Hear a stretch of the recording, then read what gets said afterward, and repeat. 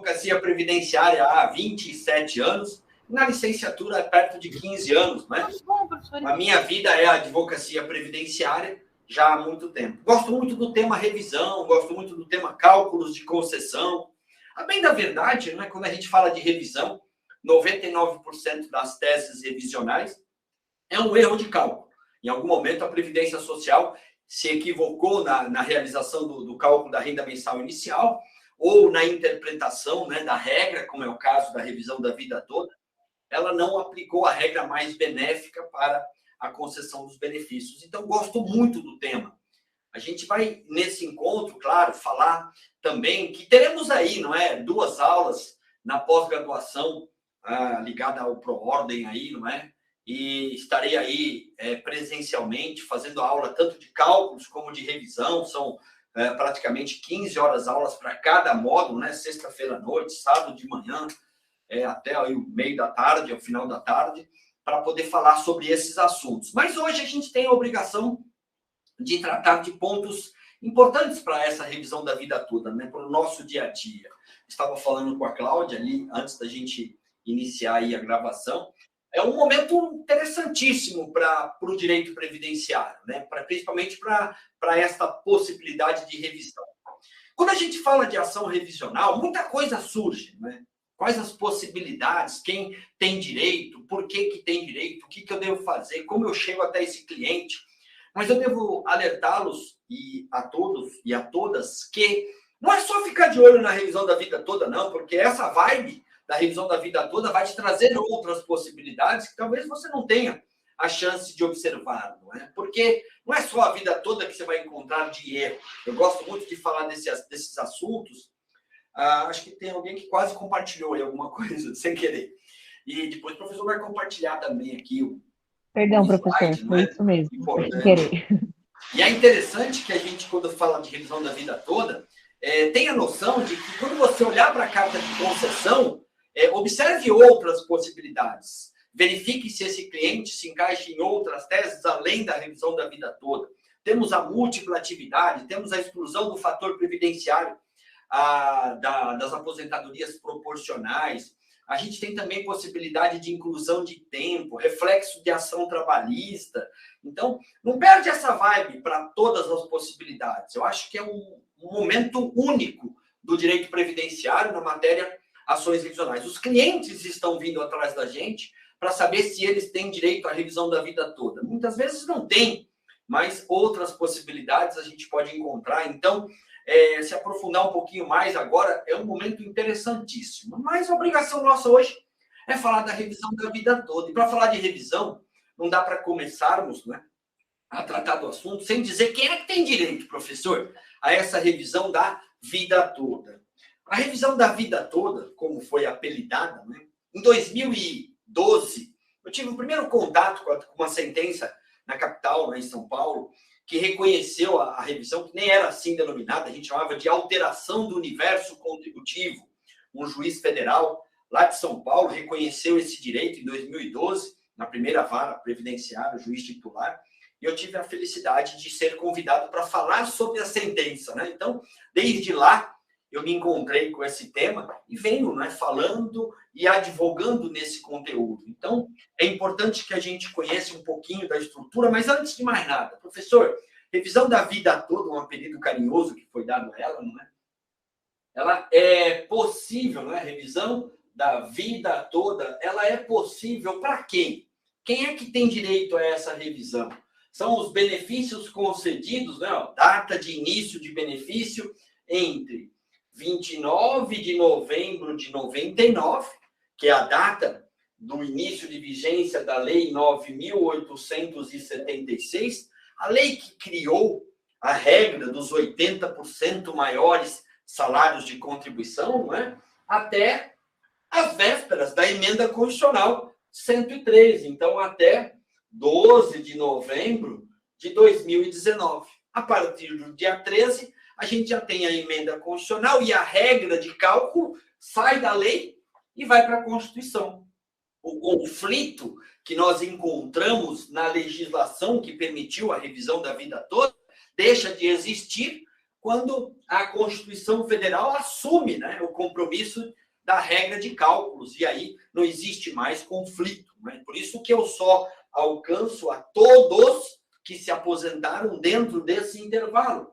E eu vou dizer e escrever aqui todos, porque significa todos de verdade. Todos os benefícios programados, idade, tempo, especial, todos os benefícios não programados, auxílio-doença, invalidez, acidente, pensão por morte, todos que, né?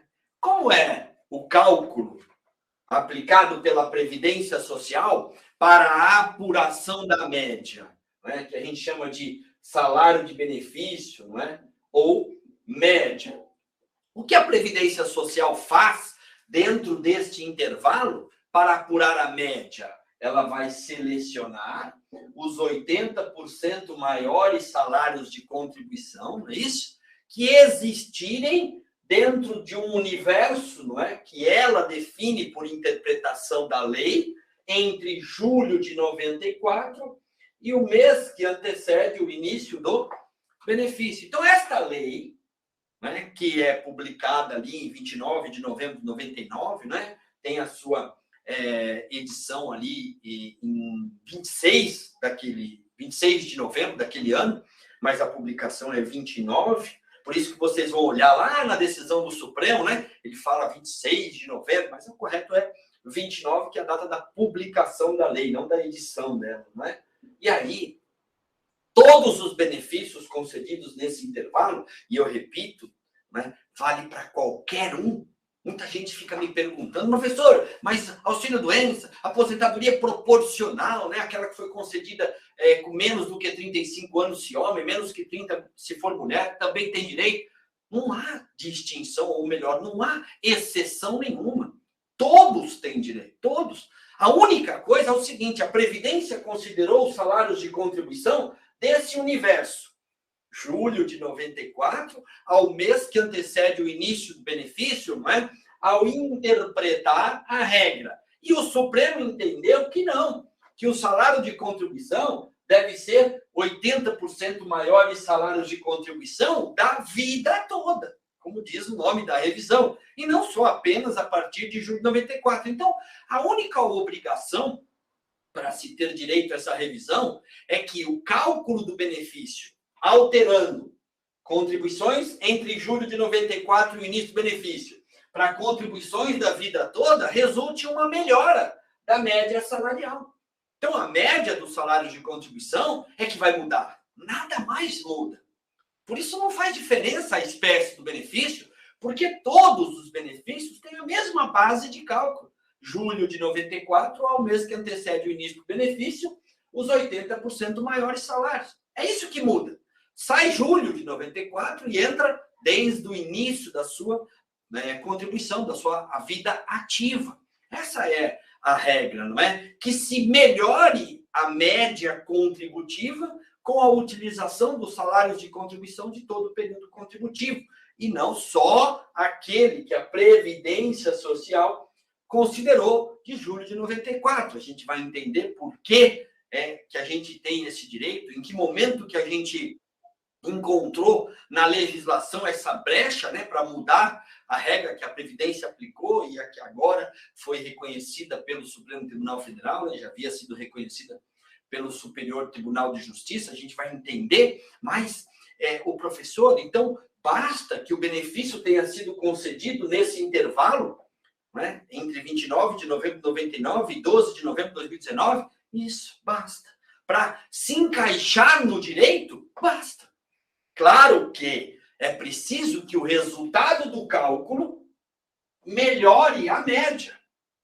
Não vai haver nenhuma alteração no tempo de contribuição, não vai haver nenhuma alteração no fator previdenciário, no coeficiente aplicado, na idade, no sexo, em nada.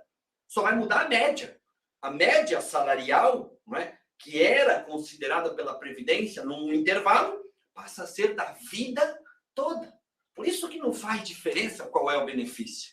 O que importa é a substituição, né, a ampliação desse universo contributivo, né? Nós chamávamos essa revisão lá em 2018 2010, 2012, a primeira sentença, em revisão para a alteração do universo contributivo. Nem ela assim apelidada, né? Vida toda. Depois ela recebeu esse carinhoso apelido, não é? Vida toda. Então é muito importante você observar que não haverá alteração no cálculo efetivamente, não é? Em relação a qualquer outro fator que não seja o da média.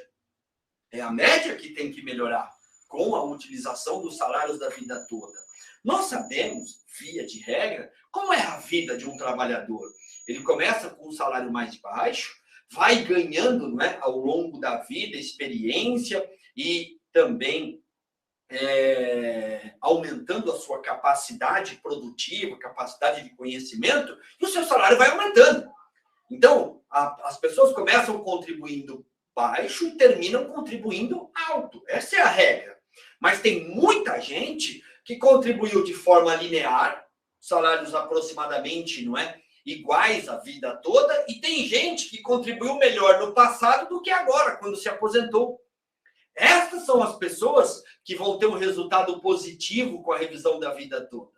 Estas, não é? Aqueles que contribuíram de forma linear, provavelmente não haverá mudança. E aqueles que contribuíram com salários mais baixos, lá atrás, antes de 94, não terão vantagem com a revisão da vida toda. Mas, professor, se você está dizendo que as pessoas normalmente têm uma vida assim, não é? Em ascensão na base contributiva, então não vou achar ninguém que vai. Você vai achar 40% das pessoas, não é? De 35% a 40% das pessoas que você consultar, que você estudar, terão direito à revisão da vida toda. Como eu faço o cálculo para o Brasil todo, né? Tanto de liquidação como de concessão e revisão, eu tenho a possibilidade de separar os cálculos que faço desde 2012, não é? Acerca da revisão da vida toda, e eu já cheguei a essa conclusão.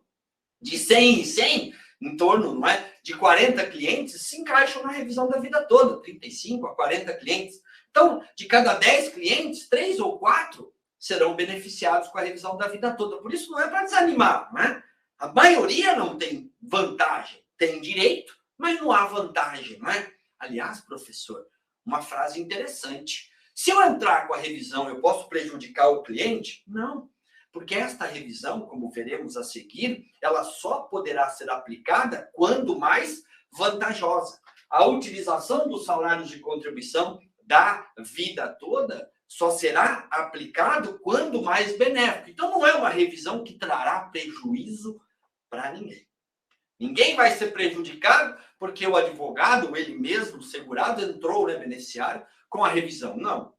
Ao chegar no final do processo, verifica-se que a utilização dos salários da vida toda prejudicaria a média salarial, não se aplica. Ponto. Por quê? Porque a regra a ser considerada para a revisão da vida toda, professor, é uma regra da lei. E ela só pode ser aplicada quando mais benéfica. A gente vai ver, né, que é a regra definitiva. Diga aí, quem fala comigo? sou eu, Adriana. Tudo bem, professor? Boa noite. Boa noite, O professor falou... Boa noite. O professor falou todos os benefícios. Isso. Quando a gente fala todos os benefícios, professor, desculpa em perguntar, mas inclusive um LOAS, por exemplo? Ah, não é benefício previdenciário, é benefício assistencial, não é? Benefício assistencial só ganha salário mínimo, né? Nós sabemos que o benefício assistencial, a remuneração dele é de um salário mínimo. Então, a utilização não há cálculo no LOAS. O LOAS é um salário mínimo, ok? Perfeito. A mesma coisa, doutora, aproveitando a sua pergunta, e eu acho muito importante, agradeço, não é, a sua colocação, é muito importante que a gente lembre também que os benefícios cuja apuração da média não exista, não haverá revisão da vida toda, como é o caso da aposentadoria por idade do trabalhador rural. Não é? A pura aposentadoria por idade do segurado especial, a pura rural, não é? Não a por idade que tem a atividade como empregado, porque daí tem cálculo de média, mas aquela que é do segurado especial, aquele que trabalha sozinho, em regime de economia familiar. Esse ganha um salário mínimo. Então não faz diferença se vai usar o salário da vida toda ou do final da vida dele, até porque não tem remuneração definida, né? É por comercialização do produto. Então, como é que eu sei? Já que eu estou dizendo a todos eles, professor, Então, eu tenho que separar quem? Quem não tem cálculo de média. Que aí a doutora lembrou bem, não é? O LOAS não tem cálculo de média, que é um benefício assistencial no valor de um salário mínimo. A aposentadoria devida ao trabalhador rural segurado especial, não empregado, não é? Que tem contribuição e vínculo e também aposenta na condição de trabalhador rural. Mas o segurado especial, que é aquele que se aposenta com atividade regida, não é? Por sua função de... por seu labor, não é? De campesino, em que não há recolhimento direto, e sim indireto. Então, não tem remuneração. Então, muito bom, gostei da colocação. E a gente exclui aí aquele que não tem apuração, né?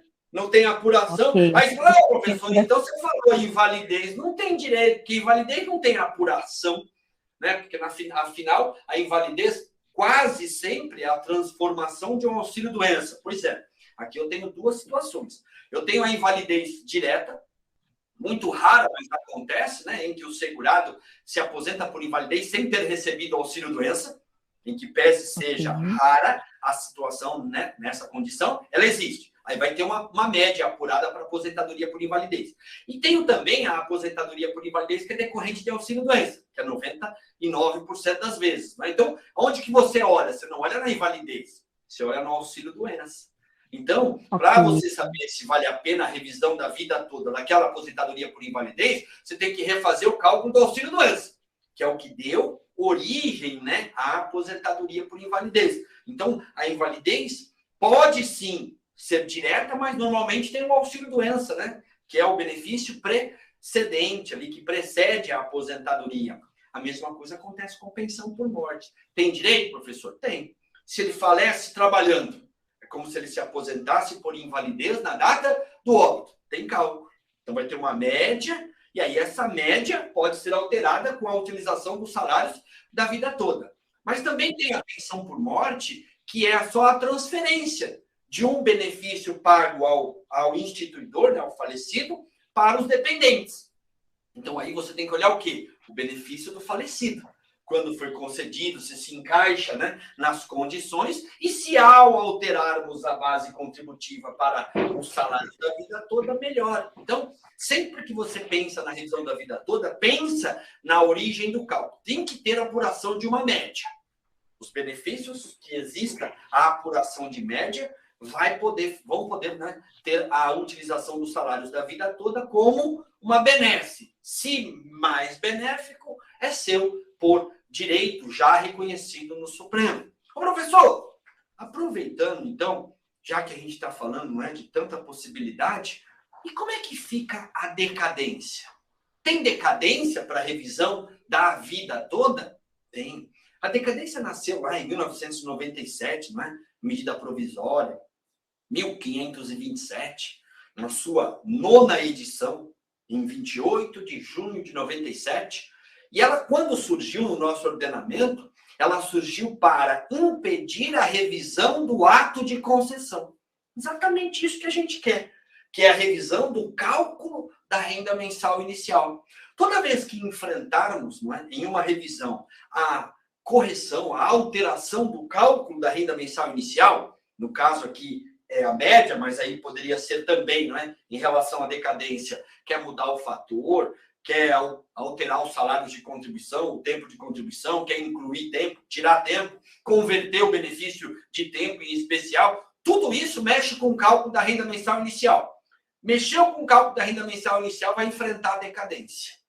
E essa decadência, instituída pela medida provisória 1523, lá em 28 de junho de 97, é decenal. É de 10 anos. Então, é de 10 anos o prazo decadencial para a revisão da vida toda. Ou para a revisão de qualquer situação que envolva o cálculo da renda mensal inicial, que a gente chama de ato de concessão. Quer corrigir o cálculo da RMI, como é o caso da vida toda, não é? Quer alterá-lo, vai enfrentar a decadência. Então, tem decadência para a revisão da vida toda? Tem decadência, professor. Ela é decenal, 10 anos. E conta a partir de quando? Então, eu não vou conseguir fazer aposentadoria ou melhor, a revisão de quem tem aposentadoria concedida em 99, 2009, eu estou em 2023. Não, espera um pouquinho. O que define o marco inicial para a decadência não é a DIB, é a data do início do pagamento. O artigo 103 da Lei 8.213 de 91, né, a Lei de Benefício da Previdência Social, que foi alterado por esta medida provisória 1523-9. Este dispositivo está lá, não é? É de 10 anos o prazo de decadência para todo e qualquer direito do segurado ou beneficiário para revisão do ato de concessão, a contar do dia 1º do mês seguinte ao do recebimento da primeira prestação. Então, não é a DIB, a data do início do benefício, que define a decadência. A decadência é definida pela DIP, pela data do início do pagamento. Então, você pode ter um benefício cuja DIB é de 99, mas que ficou anos brigando pela concessão, e a concessão efetiva, o primeiro pagamento efetivamente, se deu há menos de 10 anos. Então, o que importa é a data do início do pagamento. Dia 1º do mês seguinte, 10 anos. Aí sim tem decadência. Por isso que a gente não pode falar, não é? Não tem direito quem se aposentou em 99. Eu não posso falar isso. Eu não sei quando recebeu o primeiro pagamento. Eu tenho certeza que aqui, não é? Entre nós, tem muita gente que já teve cliente que ficou anos brigando pela concessão do benefício. Às vezes, a concessão se deu judicialmente. Depois de ter brigado administrativamente por anos, ainda foi para a justiça e ali ficou mais alguns anos para conseguir a concessão. E aí, então, a concessão efetivamente, não é? Vai ser muito mais recente do que o início do benefício. Tudo bem? Ele vai receber todos os valores atrasados, mas o primeiro pagamento se deu há menos de 10 anos. Então, quando você pensar em decadência, não é? Reflita assim, a decadência flui, não é? Ou seja, não pode fazer a revisão quem recebeu o primeiro pagamento há mais de 10 anos.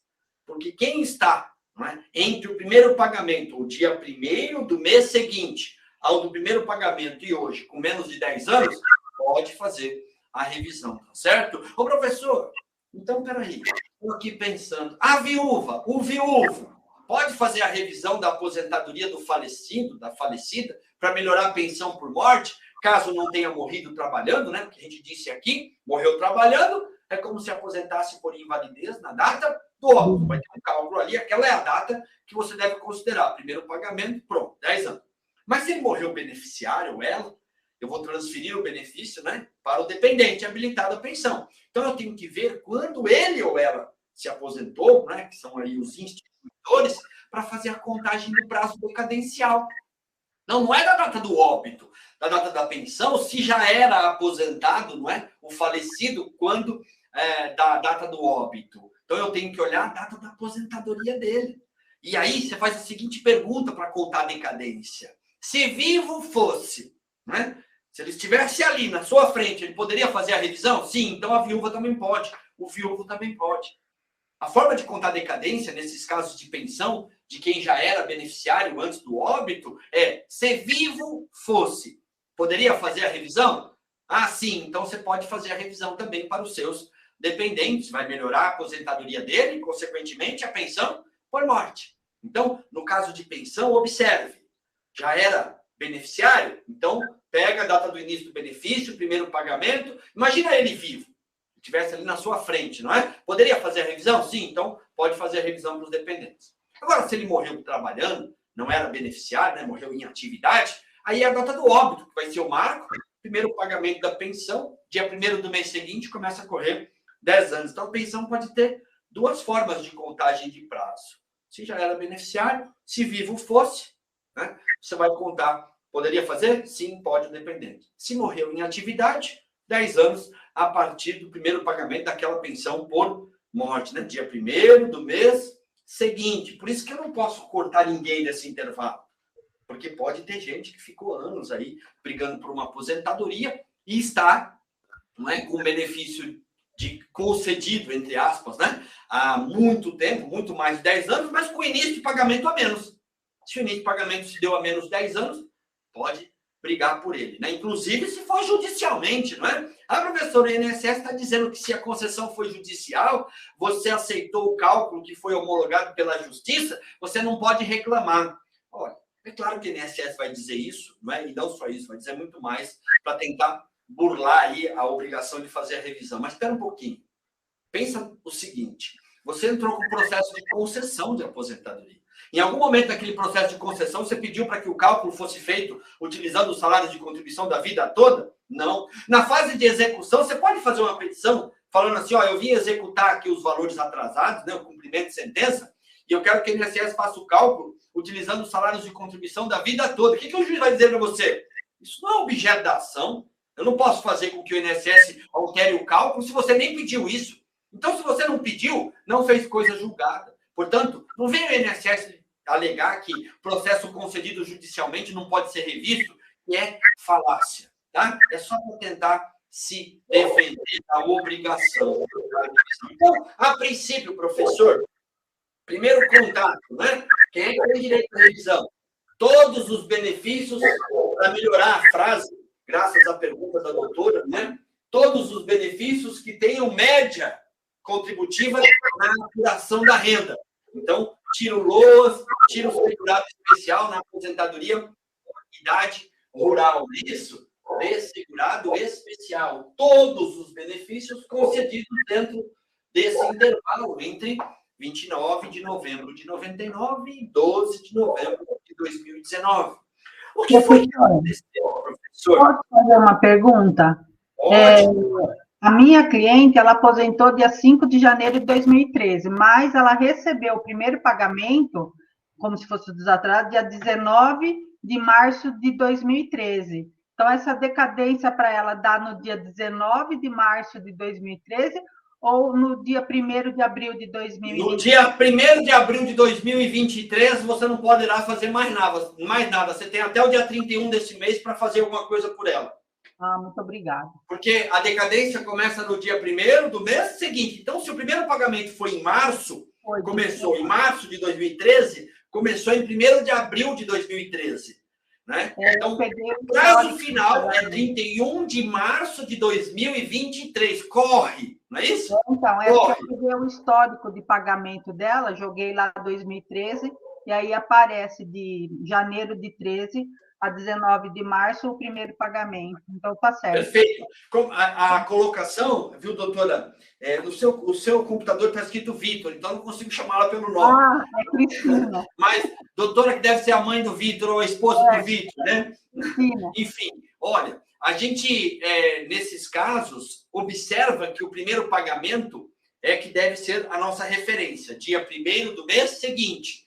E como é que eu vejo? A senhora mesmo já colocou, né? No histórico de crédito, no extrato de pagamento. Eu vou lá e puxo o extrato de pagamento do primeiro ano e vejo, né? Quando é que ele recebeu o primeiro pagamento? Está lá, benefício disponibilizado, recebido e tal data. E aí, dia 1º do mês seguinte, 10 anos. Lembrando que dia 1º de abril não adianta fazer mais nada, né? Tem que ser até o dia 31 de março, né? Porque 10 anos decai, então tem que ser antes disso para fazer alguma coisa, né? Chega a me dar um comichão, você pega um trem desse aí, faltando alguns dias para acabar o prazo, né? Chega a me dar comichão. Mas, ó, a gente combinou, não tem problema ser assim não, tá? Pode me interromper, abre seu microfone, faz, porque eu acho que quanto mais interativo for, afinal eu sou professor, faço isso há tanto tempo, então é gostoso. Mas se você quiser jogar a pergunta lá no chat para depois, ou abrir o microfone quando faltar ali, quando for 8h45, né, que a gente combinou, faltar 15 minutos, pode abrir também.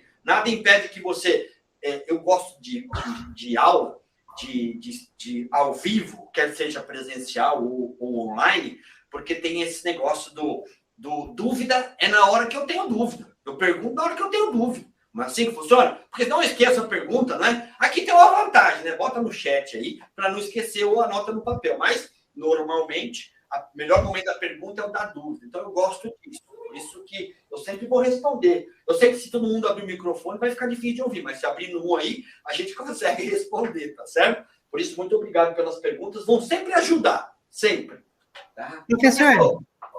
Oi, diga lá.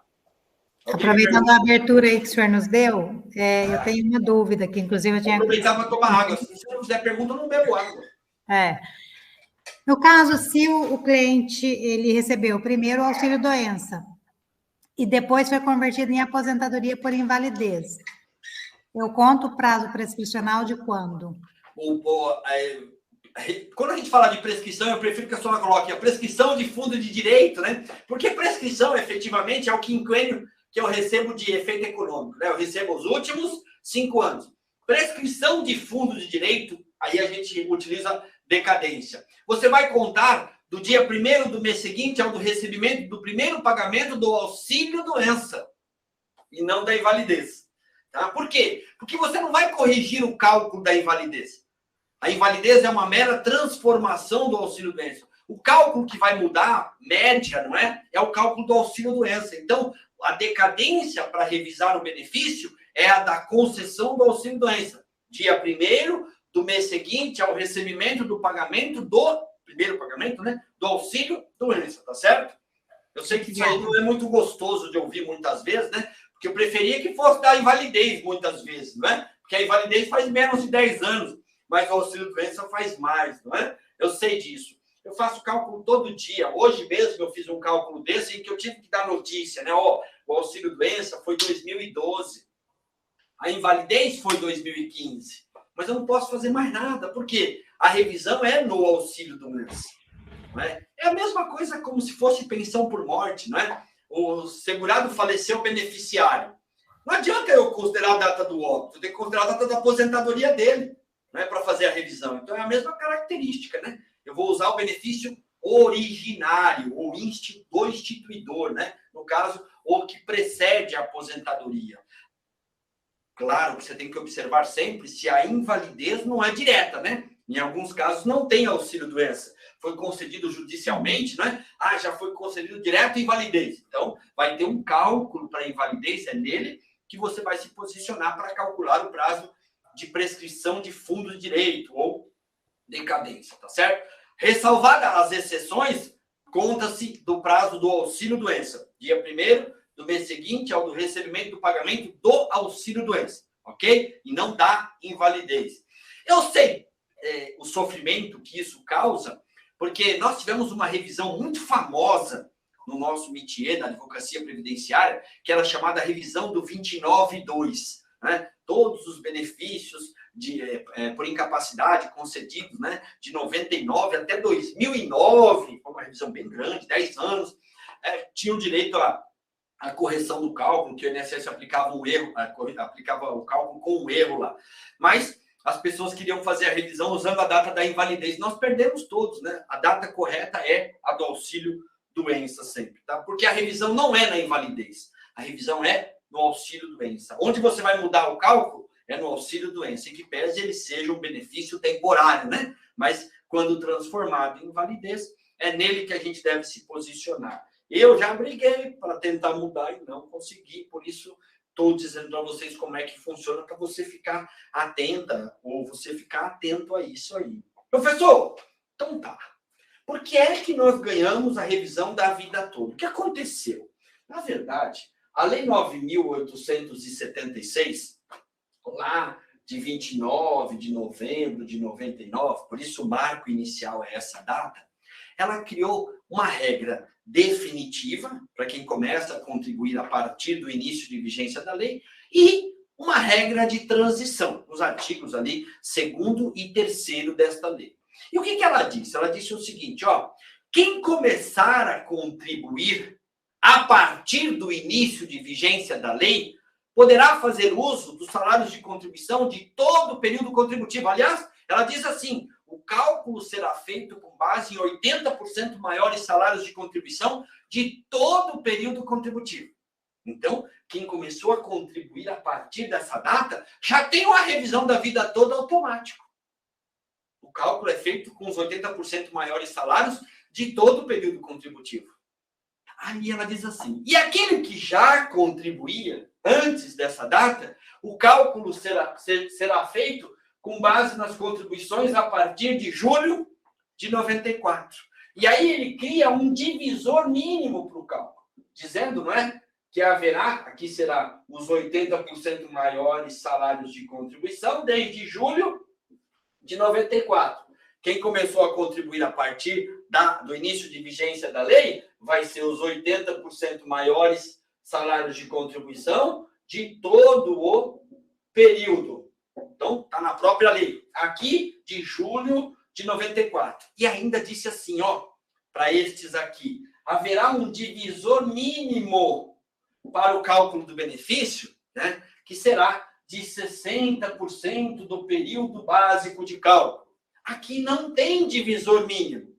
Aqui, ó, é sem divisor mínimo. Professor, você está me dizendo que a revisão da vida toda, além de utilizar os salários de todo o período contributivo, permite que o cálculo seja feito com 80% maiores salários de contribuição sem divisor mínimo, é isso? É isso. Ela não melhora só uma coisa, ela melhora duas. Porque ela tira o divisor mínimo do cálculo. Isso pode mudar a vida de muita gente. Professor, me lembra aí o que é esse divisor mínimo, né, no cálculo dos benefícios? Eu sei que nós teremos um encontro aí na pós-graduação, né? 2 encontros, aliás, para tratarmos desses assuntos de forma bastante pormenorizada. Mas, só para lembrar rapidamente, não é difícil. O que é esse tal divisor mínimo? Então, eu quero lembrar que a Lei 9876 tem uma regra de transição que diz, ó, quem já contribuía antes da lei vai usar os salários de contribuição, né, os 80% maiores, de julho de 94 até o início do benefício, né, com um divisor mínimo no cálculo para os benefícios de aposentadoria por tempo, idade e especial. E quem começar a contribuir já na vigência da lei vai usar o cálculo com base nos 80% maiores salários de contribuição e ponto. Sem julho de 94 e sem divisor mínimo. Então, a revisão da vida toda existe por quê? Porque a lei disse que aquele que começa a contribuir a partir da lei pode usar a vida toda ou todo o período contributivo. Então, quando o Supremo Tribunal Federal avaliou essa possibilidade, ele disse o seguinte, olha, se a regra permanente, definitiva, né, para aquele que começa a trabalhar, a contribuir a partir do início de vigência da lei, é mais benéfica, ela deve ser estendida a todos, já que quem deveria ser mais benéfica seria a regra de transição. Não é assim que funciona? Eu estou participando ou vinculado a uma legislação e ela muda, eu passo, né, a fazer parte de uma transição. Essa transição tem que ser mais benéfica. Aqui ficou o contrário. A regra definitiva ficou mais benéfica do que a regra... a regra permanente, definitiva, ficou mais benéfica do que a regra de transição. Então, o que o Supremo fez, o STJ fez, foi isso. Ó, se temos uma regra na lei que permite a utilização dos 80% maiores salários de contribuição de todo o período contributivo, esta regra é mais benéfica, deve ser estendida a todos, já que ela pertence, não é, à regra definitiva. Se é mais... Por isso que a revisão da vida toda não faz mal para ninguém. Ou faz bem ou não faz nada. Por quê? Para eu aplicar a regra permanente para quem já era vinculado ao regime, só no caso de ser mais benéfica. Inclusive está assim na decisão, né? Ser mais vantajosa a regra permanente do que a regra de transição. A regra de transição traz um marco, julho de 94, um tal divisor mínimo no cálculo que prejudica muita gente. Então, vamos imaginar o seguinte, não é? Por que é que nós ganhamos? Porque a lei tem uma regra permanente mais benéfica do que uma regra de transição. Então, vamos achar 2 clientes aqui que se encaixam em condições exatamente assim, né? Um antes e um depois. Vamos imaginar que você tem aí um cliente com a seguinte situação. Ó, doutora, ó, minha vida, ó. Até junho de 94, eu tinha 12 anos de tempo de contribuição. 12. Eu tinha 144 salários de contribuição na minha vida contributiva.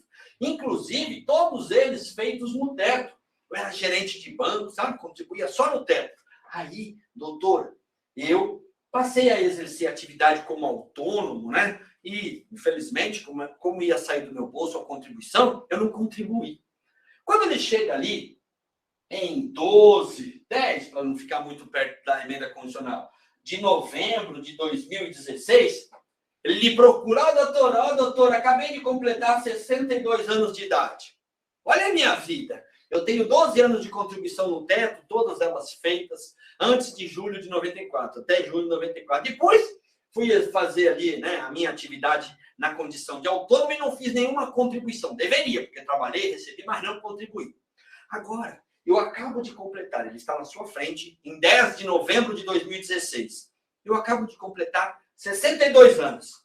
Eu preciso contribuir para conseguir uma aposentadoria por idade em 10 de novembro de 2019, quando completarei 65 anos de idade? Sim ou não? Ah, sim, claro. Por quê? Porque você tem 12, mas para uma aposentadoria por idade, você precisa ter 15 anos. Então, você vai ter que contribuir mais 3 anos, não é? 36 meses. Senão, você vai atingir a idade e não vai completar o requisito carência, tempo mínimo de contribuição. Poxa, então eu vim na hora certa, não é? Atrás do meu direito.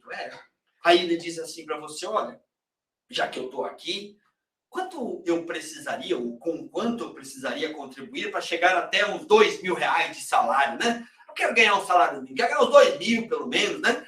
2 salários mínimos aproximadamente, lá em 2016, ele me disse a nós. Aí você pensou e falou, olha, eu só sei de uma coisa. Eu não lembro bem dessa aula de cálculos previdenciários que eu tive, né? Aliás, eu não tive ainda, mas vou ter.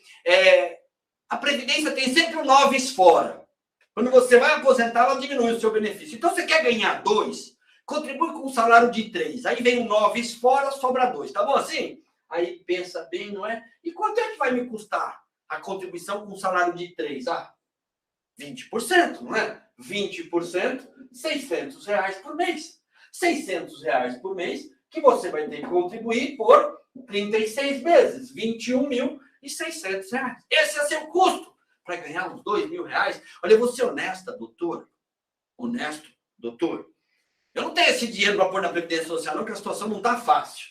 Mas eu estou aqui fazendo uma conta muito rápida. Eu vou gastar R$21.600, mas vou ganhar R$2.000 por mês. Afinal, em menos de um ano, eu boto de novo esse dinheiro no bolso. Se eu for ganhar R$2.000, né, efetivamente, em um ano, ou considerando o 13º, eu tenho R$26.000 no bolso. Então, em menos de um ano, eu recupero esse dinheiro que eu vou investir, ou vai faltar o que comer na minha casa. Mas R$600 eu ponho na Previdência Social todo mês. E daqui a 3 anos eu volto. Não é isso? Aí ele sai do escritório, tal, feliz e contente, preocupado, né, porque vai ter que colocar R$600 na Previdência Social. Aí eu digo sempre para os alunos, né, nesse momento, o cliente acabou de sair do escritório, e você acabou de dar uma notícia para ele que ele vai contribuir com R$3.000 e vai terminar com 2 de salário. Não é? Mas agora você vai aprender uma coisa, que é um tal de divisor mínimo que entra no cálculo e que pode, não é, ser bem diferente disso que você disse para ele. Então, quando ele sair do escritório e virar a primeira esquina, veja se muda de comarca o seu escritório, porque ele vai voltar. E a hora que ele voltar, talvez ele te mate, né? Porque não vai ganhar R$2.000. E por que ele não vai ganhar R$2.000? Porque ele começou a contribuir antes da lei, não é? Afinal, a lei é de 99 e ele já contribuía antes de 94. Ok, começou. Então, ele não está na regra definitiva, ele está na regra de transição. E aí, a regra de transição tem divisor mínimo do cálculo. Olha, eu tenho uma coisa chamada período básico de cálculo, que é o que a Previdência usa, julho de 94 até o mês que antecede a DIB. E esse período aqui, de básico de cálculo, é de 304 meses. 304 meses. É o tal do PBC. Número de meses que temos entre julho de 94 e o que antecede o início do benefício. Ok. Depois a gente tem uma coisa chamada período contributivo. Quantas contribuições efetivamente existe dentro desse período? O período contributivo aqui é de 36 meses. Ok. Agora, por ser uma aposentadoria por idade, é um benefício programado. E se é programado, tem divisor mínimo no cálculo, não é? Segundo a regra de transição. E é de quanto esse divisor mínimo? 60% do PBC. De quanto é o PBC, professor? 304. Então, eu não posso, no cálculo da média, dividir por menos do que 60% de 304. Então, peraí. 304 vezes 60% dá 182. Então tá. E aí? Aí você já tem tudo que você precisa para fazer o cálculo. O PBC, o período contributivo, e o divisor mínimo, por ser um benefício programado, idade, tempo e especial. Agora você faz o cálculo, né? Como? Veja quantas contribuições ele tem. 36. Ele tem mais contribuições do que o divisor mínimo? Não, professor, ele tem menos. Então, nesse caso, não vai haver nem a seleção das 80% maiores. Por quê? Para ter a exclusão de contribuições menores, né, que são as 20% menores, eu preciso ter mais contribuições do que o divisor mínimo, né? Senão vai ficar só pior. Eu não posso dividir por menos do que 182. Esse é o divisor mínimo. E ele é aplicado em todo benefício programado concedido com base na regra de transição. Quem já era vinculado ao regime geral de previdência social quando da Lei 9876, de 29 de novembro de 99. Então, professor, lascou a bananeira. Porque aqueles R$2.000, longe disso, não é? Claro. Se você pegar todos os salários de contribuição, 36 de 3.000, você vai ter quantos mil? Você vai ter 108 mil. Esse é o valor de todas as contribuições que ele tem aonde? No PBC. Que eu não vou excluir nenhuma, porque sequer ele tem o mínimo, não é, de contribuições que igualam ao divisor mínimo. Eu só posso excluir contribuição para melhorar a média se ele tiver mais do que o mínimo, que é o divisor mínimo, né? Então, agora, eu vou pegar todas as contribuições que ele tem, 108 mil, e vou dividir por 182. Eu vou achar o número igual a R$593. Cadê os 2.000 que você falou que ele ia ganhar? Agora você não mudou o escritório de comarca, talvez seja a hora de correr, não é? E tem mais, não é? Toda aposentadoria por idade era assim. Começava com 70%, independente do tempo de contribuição. E a cada ano de contribuição aumentava 1%. Então, neste caso, como ele tem 12 anos de contribuição aqui, mais 3 aqui, ele tem 15 anos de contribuição. Então, eu vou usar 70 mais 15. Qual é o coeficiente dele? 85%. Tu vai ganhar menos do que isso, vai ganhar R$504. Talvez ele não te mate, por quê? Porque ele vai ganhar um salário mínimo. Afinal, ninguém ganha menos do que um salário mínimo. O que aconteceu com esse camarada aqui? O que aconteceu é que ele começou a contribuir antes da lei.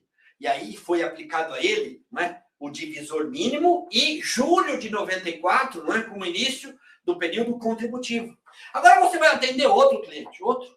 Um que chega no seu escritório no dia 10 de novembro de 2004, dizendo assim, olha, doutora, eu acabo de completar 50 anos de idade. Minha esposa, meus filhos estão assim na minha orelha, sabe? Por quê? Porque eu tenho 50 anos de idade, trabalho há muito tempo, não é? Mas não faço contribuição. Nunca contribuí para a Previdência Social, nunca. Os meus filhos estão lá dizendo que, pai, se você ficar doente, não vai ter o auxílio-doença, se falecer, não vai, né, ter pensão, se sofrer um acidente, não tem acidente, enfim, não vai ter invalidez, não vai ter nada, porque você não tem seguro social. Vai cuidar da sua vida social, pai, não da previdenciária, aliás, não da internet, da previdenciária. A esposa veio na minha cara e disse, bem dentro dos meus olhos, marido, tem mais uma coisa, viu? Se morrer, não tem pensão. E se não tiver pensão, não tem nem saudade. Então, vai atrás da sua vida social previdenciária para ver se deixa saudade aqui, caso resolva fazer a passagem. Então, eu estou aqui, doutora. Eu estou até meio bravo, sabe? Porque fui pressionado pela família. Sabe o que eu disse para ele? Eu disse para ele assim, meu amigo, é o seguinte, tem gente que tem sorte, né? Mas tem gente que tem muita sorte. No caso, é você. Por quê, doutor? Por que, doutora? Eu tenho muita sorte. Porque você tem uma família que te fez vir aqui, não é? E sabe o que aconteceu? Você veio na hora certa para fazer a coisa certa e para falar com a pessoa certa. Disse ele, nossa, estou até arrepiado, doutora. Estou até arrepiado, doutora. Pois é. Por quê? Vai ser bom para mim o que eu vou fazer? Vai ser bom? Não, vai ser ótimo. Vai ser o melhor investimento da sua vida. Sabe o que você vai fazer? Você vai contribuir até quando completar a idade, não é? Em 10 de novembro de 2019, 65 anos de idade. Você vai contribuir todos os meses, inclusive, tá? Não para, não. E quando você completar a idade, você vai ter direito à aposentadoria. E tem mais. Você vai contribuir com 144 contribuições no teto. E quando apertar, ficar difícil, você põe lá o salário mínimo, porque você pode contribuir com 36 salários mínimos que não vai lhe prejudicar em nada. Mas isso vai ser bom para mim? Não, bom não, vai ser ótimo. O melhor investimento da sua vida. É mesmo? É mesmo. Então tá. Agora, a primeira pergunta que eu faço, chegou ele lá em 10 de novembro de 2019, aliás, na mesma data que aquele, né? No mesmo dia, né? Nós tivemos 2 atendimentos, né? Um que começou a contribuir antes da lei e outro que começou a contribuir depois, não foi? Aqui eu pergunto, a primeira contribuição dele é quando?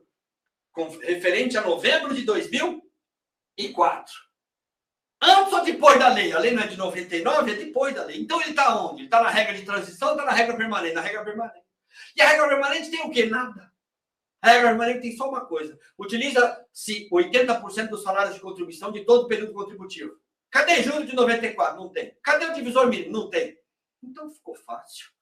Eu vou pegar dos 180 salários de contribuição, quantos? Os 80% maiores, ou seja, vou pegar os 144 maiores para dividir por quanto? Média aritmética simples, não tem divisor mínimo. Eu vou dividir exatamente por 144. Ou seja, quais você vai pegar? Ele tem 144 teto e 36 salários mínimos. Os 144 teto, professor. Então tá. Quanto vai ser a média dele? A média dele vai ser, 2019, R$5.500. Aproximadamente. E ele vai ganhar quanto? Aí é igual, né? Ele vai ganhar 70%. Mais quanto? Mais 1% a cada ano de contribuição. E ele vai ter quantos anos de contribuição? 15. Então ele vai ganhar 85% de 5.500. R$4.675. Agora, doutores e doutoras, quando aquela sentença saiu lá no STJ e depois no STF, né, o reconhecimento da decisão, repercussão geral, representativo de controvérsia, a gente comemorou muito, como se fosse alguma coisa assim tão fora do comum. Não. Nós não ganhamos por acaso. Nós ganhamos porque é justo. É justo por quê? Porque esse aqui se aposentaria quando? Em novembro de 2019 e esse também. Esse aqui se aposentaria com 65 anos? Sim, e esse também. Esse aqui com 15 anos de contribuição? Sim, e esse também. Esse aqui com 12 anos de contribuição no teto? Sim, e esse também. E por que esse aqui vai ganhar o salário mínimo e esse R$4.675? É porque esse aqui começou a contribuir antes da lei e esse depois. Ué, mas esse aqui não tinha que ter mais vantagem do que esse? Pois é. Por isso é que nós temos que dar a ele o direito desse, que é o quê? De utilizar os salários de contribuição da vida toda. E aí, ele passa a ser igual a esse. Porque ele vai pegar os 144 maiores salários de contribuição e vai ter a mesma média de R$5.500 naquela mesma DIB para ganhar os mesmos R$4.675. É justo ou não é? Então, doutores, eu sei que a gente tem que comemorar muito, porque nem sempre vem justiça de lá, né? Pois veio justiça. O que nós temos hoje é justiça. O direito de usar a regra, não é, permanente para todos que dela extraiam vantagem. Simples assim. Então a vitória foi merecida, a vitória foi justa. Ganhamos, não é, uma revisão que não gera prejuízo algum para a Previdência Social, porque afinal o que a Previdência Social quer é equilíbrio atuarial. Quer mais equilíbrio atuarial e financeiro do que utilizarmos os salários de contribuição da vida toda? Não tem mais equilíbrio atuarial do que esse, não é? Então é isso. Não há falha de contrapartida. Ao contrário, a contrapartida é usarmos os salários de contribuição da vida toda. Professor, então, o que nós ganhamos foi o direito de usar a regra permanente, não é? Quando mais benéfica para todos. Todos que sofreram o prejuízo no cálculo, utilizando apenas os salários de contribuição de julho de 94 para frente, caso tenham contribuído antes de julho de 94, né? Se não, também. Se nunca contribuiu antes de julho de 94, não tem revisão da vida toda, não é isso? Que já foi feito o cálculo com tudo que ele tinha. Tem que ter salários antes de julho de 94. E estes salários, né, quando corrigidos, tem que ficar a média maior do que aquela que já foi apurada pela Previdência Social. Então, ter salário de contribuição antes de 94 também passou a ser um requisito, não é? Ah, olha só, meu cliente nunca contribuiu antes de 94. Tem direito à revisão da vida toda? Não, ele já tem a revisão da vida toda feita automaticamente para ele, né? Porque ele já tem toda a vida contributiva na base de cálculo. Só não tem toda a vida contributiva na base de cálculo quem tinha contribuição antes de 94. Porque esses não foram, não é, beneficiados com a possibilidade de usar os salários de contribuição de todo o período contributivo, como foram esses que começaram a contribuir pós início de vigência da lei.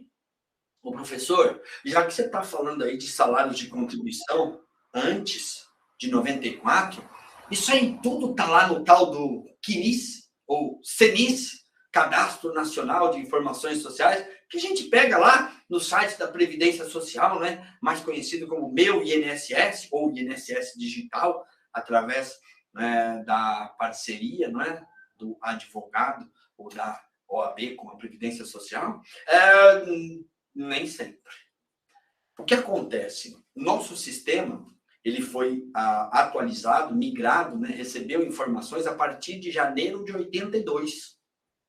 Então, se você tiver clientes com vínculos anteriores a 82, você vai precisar investigar mais salários, né? Procurar saber se ele tinha salários de contribuição ali em carteira profissional, alteração salarial, ficha financeira, ficha de registro, né? As mesmas anotações que você tem numa carteira profissional, você tem na ficha de registro, né? Alterações salariais, quando ele recebeu aumento, extrato analítico do fundo de garantia, quando está alimentado de acordo, não é? Se a empresa for ativa, pode pegar a ficha financeira. Junto à Delegacia Regional do Trabalho, a gente consegue as informações da RAIS, Relação Anual de Informações Sociais, às vezes até melhor do que a CTPS, porque na CTPS a gente não tem diferenças, né, de hora extra, de adicionais, né, que não vão aparecer ali. Muitas vezes não, algumas vezes até aparece, né, adicional lá de 30% de insalubridade ou periculosidade, mas é muito raro aparecer. Então, nós precisamos, para os clientes cuja base contributiva tenha vínculo antes de 82, como o sistema não traz informação, nós vamos precisar buscar informação complementar. CTPS, RAIS, ficha financeira, ficha de registro. Que mais, professor? Extrato analítico do fundo de garantia, onde você conseguir achar, não é? CAGED, né? RAIS, CAGED, onde você consiga achar informação que tenha a relação de salários que não constam no CNIS. Porque senão, sabe o que vai acontecer? Está na lei o salário a ser considerado de vínculo devidamente contabilizado, quando não comprovado, será um salário mínimo. Ponto. Está na lei. A Previdência Social utilizará salário mínimo nos períodos em que houver comprovação de vínculo sem a correspondente remuneração, devendo o benefício ser revisto assim que comprovado por documento idôneo ou comprovada por documento idôneo a respectiva remuneração. Artigo 36, parágrafo 2º do Decreto 3.048 de 99 traz isso, não é? Está na lei. Não tem salário mínimo. Então, o que eu tenho que fazer, professor? O cálculo. Né? Não dá para entrar sem cálculo. Na nossa aula de cálculos de concessão e de revisão, vocês vão ter uma planilha no Excel, se quiser, para fazer esse cálculo. Né? Saber se tem direito, se tem vantagem ou não. Temos vários sistemas no mercado, né? Eu uso Prévios, aqui eu utilizo o IEPREV, que é muito bom também, o SOMPREV. São 3 sistemas que eu acho que estão afinados ou afinadíssimos com essa revisão. Né? O Prévios é da minha vida, porque é o que eu uso há muito tempo e tenho acesso ao suporte para poder mudar quando eu não gostar. Os outros eu não tenho esse acesso, mas são bons também. Né? Então, você vai comprar qual? Qual você gostar. Qual for melhor para você em relação ao custo-benefício? Consulte todos, utilize todos, 0800, e compre só o que você gostar. Eu faço isso há quase 30 anos. Faço desde quando não existia programa. Faço na mão, no Excel, há muitos anos. Não é? Hoje, sorrio à toa. Por quê? Porque eu não perco mais tempo, em que pese eu adoro fazer cálculo e faço no Excel, às vezes até para me divertir, eu prefiro fazer no sistema, que é muito mais rápido. E o sistema ainda tem o chupa-cabra, né? Que puxa os dados do cadastro e joga dentro do sistema. para que você possa apurar os valores, né? Digitar menos. Agora, não vai puxar aquilo que não tem, né? Se não tiver nada antes de janeiro de 82, você vai ter que lançar manualmente. Qualquer que seja o sistema, nenhum puxa. Pode puxar do Excel. Se você quiser digitar no Excel, eles puxam do Excel. Mas não puxam mais de outro lugar, porque não tem. Você vai ter que lançar manualmente. Professor, eu estou com uma dúvida aqui. O meu cliente ganhava por hora. Se for por dia, é só multiplicar por 30. Mas e por hora? O que eu faço? Ora, antes da Constituição Federal de 88, né, a carga horária semanal era de 48 horas no mínimo. Né? Depois passou a ser, a partir da Constituição, 44. Então, como a gente está falando de período anterior à Constituição Federal de 88, toda vez que você encontrar salário, hora, multiplique por 240. Não por 220, como a gente faz, não é? Atualmente, quando a hora semanal é de 44. Não é fácil, ó. Lembra? 48, 6 dias na semana. 48 dividido por 6, 8. 8 vezes 30, 240. Né? Aí passou a ser 44, 6 dias na semana. 44 dividido por 6 dá 7,33. Vezes 30, 220. 219,999. Então é por isso que você vai multiplicar por 240. Pega o salário hora, multiplica por 240 e lança o salário de contribuição. Ô, professor, eu estou com uma dúvida aqui. Eu preciso ir lá no INSS primeiro, né, para depois ir para a Justiça, já que o INSS abriu lá um link para requerimento da revisão da vida toda? Não sei se está funcionando, mas que ele abriu, né? Claro que não. Essa é a minha opinião, mas eu posso dizer claro que não. Por quê? Porque é revisão do ato de concessão. Benefício concedido, mantido pela Previdência Social. Quando você quer fazer a revisão, você não precisa do prévio requerimento administrativo, ainda que a Previdência tenha aberto, não é, um link para requerimento. É revisão, está no tema 350 do Supremo Tribunal Federal. STF, tema 350, não é? Para revisão, para restabelecimento, para discussão de benefício concedido ou mantido pela Previdência Social, dispensa-se o prévio requerimento administrativo. Então, a inicial, né, que você vai fazer, vai ter uma preliminar lá, né, da prescindibilidade do requerimento, do prévio requerimento administrativo. É prescindível, é dispensável, porque é revisão, gente. Eu só preciso passar pelo INSS primeiro, antes de ir para a Justiça, com processo de concessão inicial, sempre. Ou se houver um fato novo.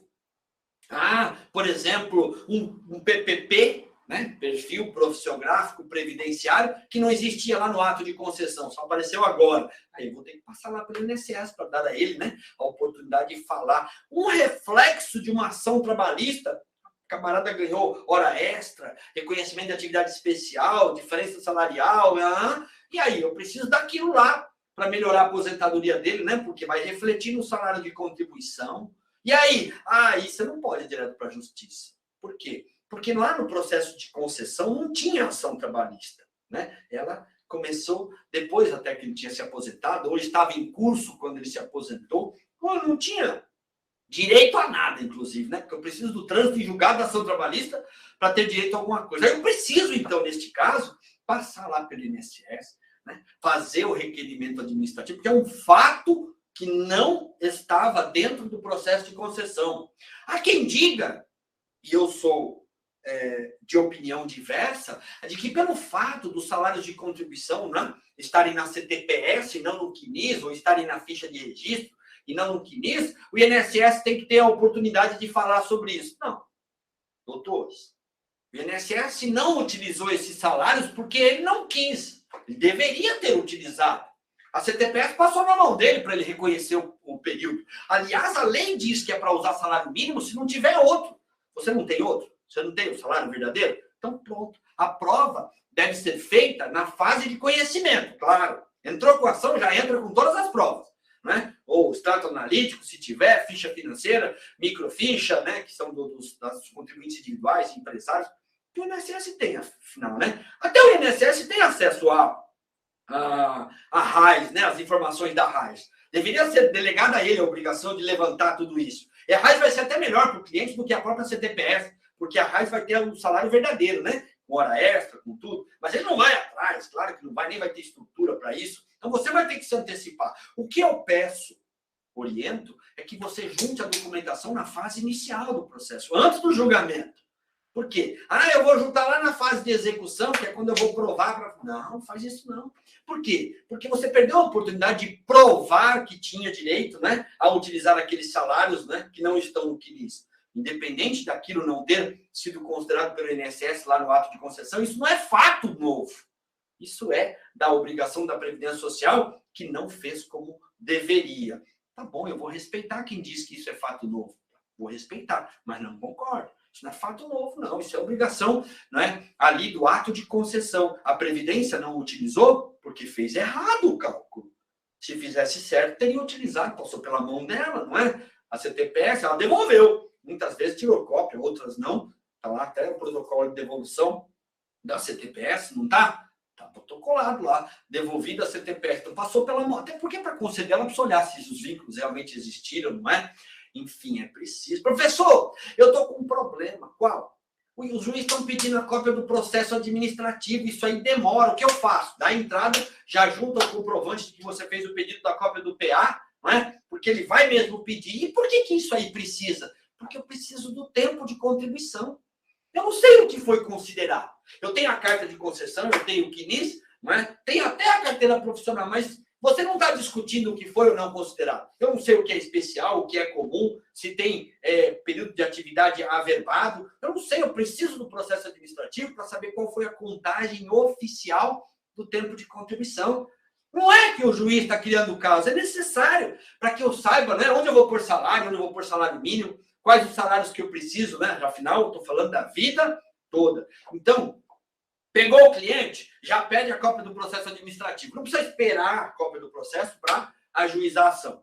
Mas já junta no processo o protocolo de que fez o requerimento dessa cópia. Isso não é juizite, não, tá? Com todo respeito aos magistrados. Isso é necessário, porque eu não tenho como saber qual é o tempo de contribuição oficial para saber efetivamente o que vale para aquela contagem, né? E o que eu preciso de informação. Então tá certo, nós precisamos mesmo do PA. Se demorar, azar do INSS, vou ajuizar a ação agora, não vou esperar não, até porque tem decadência, né? O fato de você fazer o protocolo lá do pedido de processo administrativo vai interromper a decadência? Não.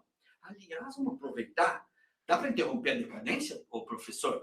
Pois é, a gente aprendeu nas cadeiras da graduação que não, né? Que decadência não se interrompe. Mas no direito previdenciário, essa tal prescrição de fundo de direito, ela pode sim ser interrompida. A análise da TNU é que sim, no tema 256, né? Tema 256 da TNU diz que se você fizer o requerimento administrativo de revisão, ocorrerá a interrupção da decadência. E começará a valer de novo 10 anos da data em que você tomar conhecimento da decisão indeferitória definitiva no âmbito administrativo. Está lá no artigo 113, inclusive, na segunda parte, né? Então, assim como interromper a decadência pelo requerimento administrativo. Só que a TNU, né, não foi nem o STJ nem o STF, é a TNU, então ainda não é consolidado, né? 100%. Uma excelente decisão, um baita fundamento e que eu devo respeitá-la. No entanto, a TNU foi bem clara. Só vai aproveitar aquilo que foi requerido no pedido de revisão administrativa. Então, não adianta você fazer um pedido. Fui lá no INSS para requerer a inclusão de verba trabalhista. Agora eu vou usar aquilo ali para fazer o pedido da revisão da vida toda. Não vai dar certo. Por quê? Só aproveita, né, a interrupção daquilo que você pediu na revisão administrativa. O que pode dar certo é um pedido genérico ali de revisão, até porque o cliente não sabia o nome da revisão. Fala, meu benefício está defasado, porque o INSS não usou os salários corretamente. Para mim já vale. Né? Afinal, não usou os salários corretamente, está dentro da revisão da vida toda. Vai colar. Agora, não vai colar se o pedido administrativo for específico, né? E não der para aproveitar para a revisão da vida toda. Então, dá para interromper? Dá. Com requerimento administrativo. Professor, você faz isso? Você interrompe para depois ir para a justiça? Eu? De jeito nenhum. Eu vou direto para a justiça. Por quê? Primeiro, quando a gente faz um requerimento administrativo de revisão, a gente permite que o INSS, inclusive você assina um termo lá, permite que o INSS reavalie o ato de concessão por completo. Não só aquilo que você está pedindo lá, que é a revisão da vida toda. Você vai autorizar o INSS a olhar tudo, olhar enquadramento, olhar carteira profissional de novo, vai achar cabelo em ovo, não é? E vai desfazer aquilo que já tinha feito. Isso é perigosíssimo. Pedir revisão administrativa sem ter, não é, o contexto definido para o direito, só por pedir, é risco. Você sabe se está tudo certinho mesmo? Se não tem ali uma margem de discussão naquele processo de concessão, se a INSS não pode, né, desfazer o que já fez. Eu já tive casos assim, há muito tempo atrás, digo que estou aqui há muito tempo e sei muito bem dos riscos, então, não vou mesmo. Eu não vou para revisão, eu não vou mesmo, sou louco. Vou acabar diminuindo... mas você falou que não diminui. Não diminui, não. Pela revisão da vida toda, não diminui, mas se vai autorizar o INSS a analisar todo o ato de concessão, aí pode diminuir até cancelar o benefício. Então, eu não vou, pronto, acabou, não vou para a justiça. Porque lá, eles vão analisar só o que eu pedi, não é isso? Fora do pedido, nada feito. Então, eu não corro risco nenhum. Ou eu melhoro o benefício ou não acontece nada. Porque piorar não vai. Agora, quando eu faço o pedido administrativo, há riscos. Mesmo que eu faça um pedido específico, você autoriza. Tá no regulamento, né? Quando você pede a revisão, você autoriza o INSS a analisar todo o contexto do ato de concessão. E aí ele pode, né, agir com impulso de vingança, né? Já que você vem me encher o saco aqui, eu vou cancelar essa aposentadoria, vou diminuir o tempo de contribuição, vou fazer o que eu gosto de fazer, né? Dá trabalho. Então, enfim, cuidado com o requerimento. Mas eu preciso, porque o juiz aqui da cidade, ele diz que aquele requerimento administrativo que tem lá no INSS me obriga lá, porque o tema 350 do STF fala que só quando for notoriamente contestado. Olha, é preciso que a gente vá para o tema 350 e estude ele direito, com todo respeito. Por quê? Não está escrito isso lá, não. O que está escrito lá e o que foi decidido, né, nas entrelinhas é o seguinte: se for revisão, não precisa. Para ato de concessão inicial, não é? É preciso. Qualquer benefício concedido, mantido, para restabelecer, para conceder, para reajustar, para revisar, não precisa. Não é? E também, quando for notoriamente contestado. Veja, não é condição. Né? Tem que ter sido também notoriamente contestado. Isso serve para um ato de concessão, por exemplo. Se aquele requerimento de benefício já é contestado, eu preciso passar pelo INSS? Não, porque é notoriamente contestado. Sabe por que existe esse termo, notoriamente contestado? Talvez se todo mundo assistisse o julgamento lá, né, que aconteceu, acho que foi em 2014, se não me engano, não é? Quando foi decidido em relação ao prévio requerimento administrativo, foi a época da desaposentação. Estava no auge, ainda não tinha sido decidido pelo Supremo a desaposentação. Mas essa questão de prévio requerimento administrativo estava no auge. Porque a desaposentação precisava do prévio requerimento administrativo, porque era um ato de concessão, né? Era o desfazimento de um e concessão de outro. Então, em tese, precisaria passar pelo INSS. O que o STF fez? Para evitar isso no futuro, ele já resolveu. Quando for notoriamente contestado, dispensa-se o prévio requerimento administrativo. Então, esse notoriamente contestado, não é que o fato do INSS abrir lá o link para você requerer vai exigir o prévio requerimento administrativo. Desculpa, excelência, mas está errado. Não está escrito isso no tema, não. É só a gente assistir o julgamento que a gente vai entender. Esse notoriamente contestado é um plus, né? Se tiver algum requerimento concessório, não de revisão, concessório, que é notoriamente contestado, pode vir aqui direto para a justiça. É isso que ele quer dizer.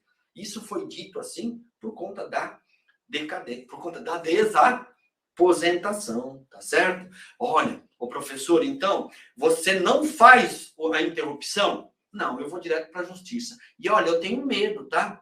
A minha amiga aí, a mãe do Vitor, a esposa do Vitor, que vai ter um processo que vai decair agora dia 31 de março, é o último dia para entrar com a revisão, não vai para o INSS para interromper, não. Vai para a justiça, tá? Mesmo se não tiver documentação, não é? Pede para aguardar a chegada do PA, vai atrás de carteira profissional. Por quê?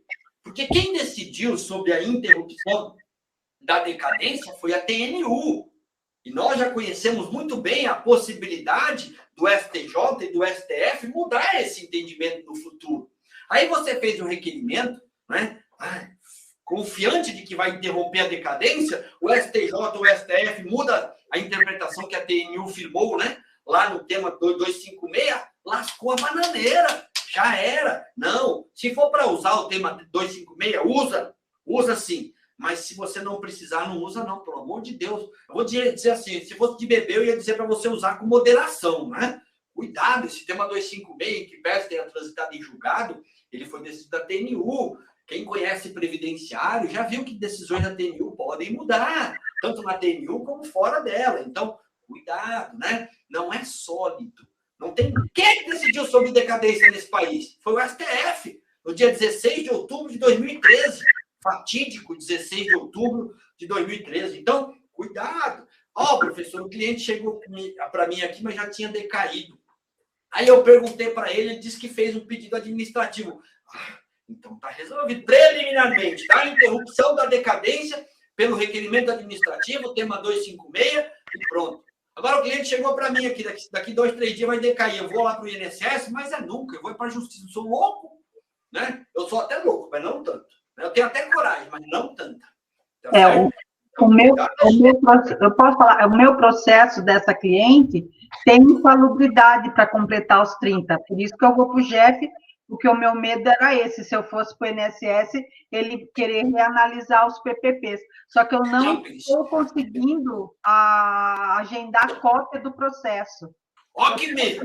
Sem o processo e pedir para que o INSS apresente nos autos do processo?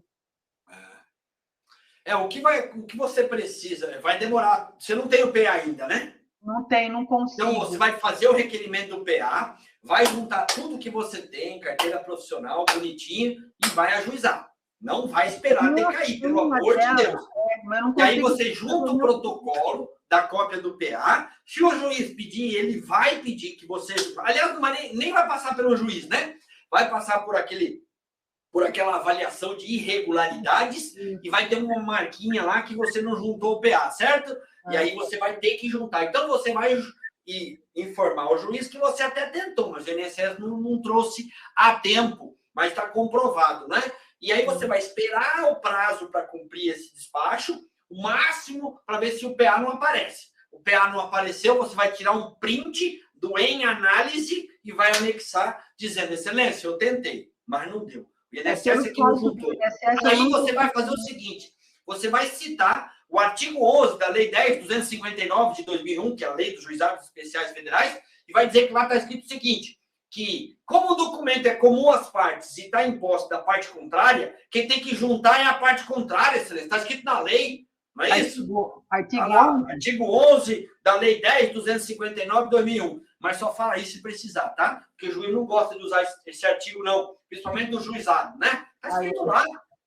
Se o documento é comum às partes e está imposto da parte contrária, o INSS é que tem que juntar. Está no CPC também, não é? Só que aí tem a parte do juiz pode, né? Ali não. Ali na Lei 10.259 está dizendo que o INSS tem que juntar o processo até audiência de instrução, não é? Porque está na posse dele o diário do processo. É verdade. Aí o juiz fala assim, mas ele contratou advogado, então tem que juntar advogado. Está escrito isso aí aonde na lei, excelência? Que se ele contratar advogado, quem junta é o advogado, né? Está escrito isso? Não. Então, Vossa Excelência escreveu aí, né? Tá. E qual que é o valor da causa?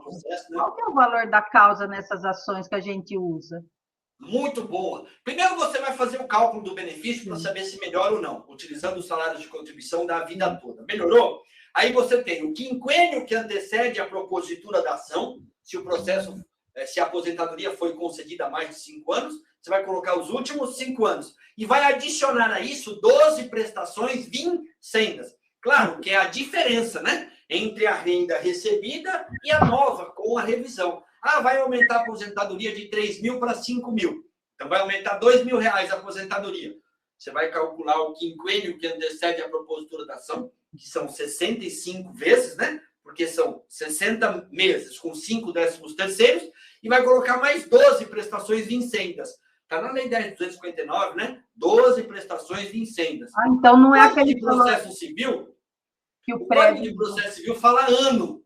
Então você pode juntar, inclusive, o 13º vincendo, tá? Se for necessário, tá? Se não, só pode juntar 12 vincendas e tá pronto.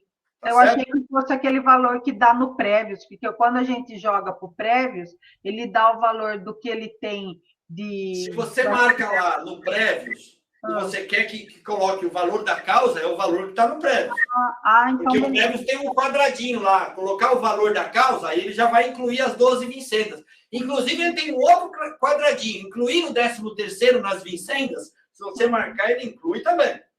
Obrigada. Tá certo? Muito Vale obrigada. a pena, não é? Bom, nós chegamos nas 20 horas e 49 minutos. Olha, doutores e doutoras, eu tenho muito a falar sobre isso, porque a melhor vibe dos últimos tempos para revisão é a revisão da vida toda, não pela revisão em si.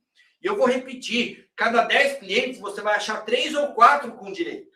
Então, não desanima, não. Tem uns que vão te dar um valor expressivo e outros nem tanto. Mas vai achar 3 ou 4 de cada 10 que você atender. Essa é a regra, tá? Então, não desanima, não. Tem muita gente. Mas, olha, nós temos que olhar a múltipla atividade, atividade concomitante. Verifique se ele não contribuiu concomitantemente. Tem revisão para atividade concomitante, já reconhecida no STJ, tema 1070. Já com trânsito em julgado. É só ir comemorar. Veja se não tem múltipla atividade, professor, enfermeiro, médico, dentista, profissional liberal. Tem a possibilidade, tema 616, se for uma aposentadoria proporcional requerida sim ou por direito adquirido, para excluir o fator previdenciário do cálculo. Tema 616, ainda pendente de julgamento no Supremo Tribunal Federal. Tema 616. Olha, a gente tem 3 possibilidades mágicas. Vida toda, excluir o fator quando for aposentadoria proporcional e múltipla atividade, que são nichos de mercado que estavam escondidinho e vão agora, não é, ressurgir com a revisão da vida toda, porque todos têm a mesma decadência da revisão da vida toda. Então, se pode vida toda, pode estes também. Não é? Não esquece de olhar se não tem tempo especial agora. Agora que o processo chegou, veja se não tem tempo especial que não foi enquadrado, né? Cliente vem com a vida toda e aumentar ali 200, 300 reais, você descobre que não foi enquadrado um período de idade especial, vai aumentar 2.000 reais a renda dele agora. Então, não foi a vida toda que salvou ele, foi o enquadramento, mas foi a vida toda que chamou a atenção dele para procurar você. Então, aproveita, não é? A ação trabalhista, você já não entrou, você por acaso entrou uma vez com a ação trabalhista? Veja se entrou, porque tem um detalhe interessante da ação trabalhista, né? 1 não, 2, ela interrompe a decadência. Só começa a fluir do trânsito em julgado da ação trabalhista os 10 anos. Diferente, né, dos demais, no caso de ação trabalhista, a decadência só começará a fluir para os reflexos daquela ação trabalhista na revisão a partir do trânsito em julgado da ação trabalhista. E todo o período de trâmite da ação trabalhista suspenderá a prescrição. Esse processo fica vultuoso. Tema 200 da TNU, né? O prazo prescricional está suspenso enquanto tramitar a ação trabalhista que reconhece direito que melhora a aposentadoria. Então, eu tenho interrupção da decadência e suspensão da prescrição. Agora é a nossa vez de aproveitar, não é, a revisão da vida toda para melhorar a vida, não é, toda do aposentado, não é? Toda a vida de aposentado dele, tá certo? É uma vibe sensacional, gente. Eu faço isso há 27 anos. Nunca estive tão feliz como estou hoje, tá certo? Dito isso, professor, agora eu vou ali para o nosso chat. É Cláudia, né, Cláudia? É isso? Você está aí, Cláudia? O ProOrdem está aí, não? Está gravando? Está gravando. Eu vou aqui no chat para ver se deu tempo, porque eu falei tanto, né? Nessa 1 hora aí, quase 1h30 já. Eu falei tanto que eu não sei nem se deu tempo de vocês colocarem alguma pergunta aqui, mas vou dar uma olhada aqui, tá?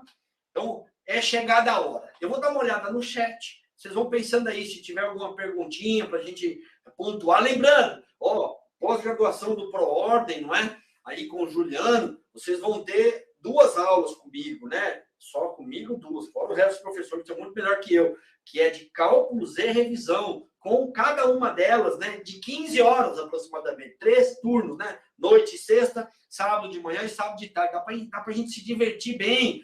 Claro, vai ser ali uma em julho, outra acho que em novembro, se não me engano, esse ano. Mas aproveitem aí essa vibe, tá? O professor Ederson Ricardo Teixeira tem Instagram ali, professor Ederson Ricardo, dá uma olhada lá.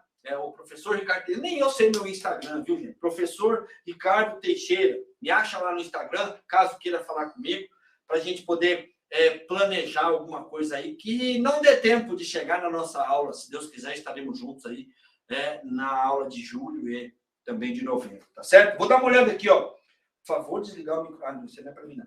Professor, agora o professor tem que tirar o óculos. Se recebia auxílio doença... já falamos sobre isso. A revisão da pensão por morte, da data do óbito, já falamos isso também, né? Imagina se fosse o segurado vivo. Se vivo fosse, né? Aí você pode fazer a revisão também para os dependentes habilitados. Ou não. A pensão por morte. Ó, eu disse habilitados ou não a pensão por morte. Cuidado aí, professor. O que você quis dizer com isso?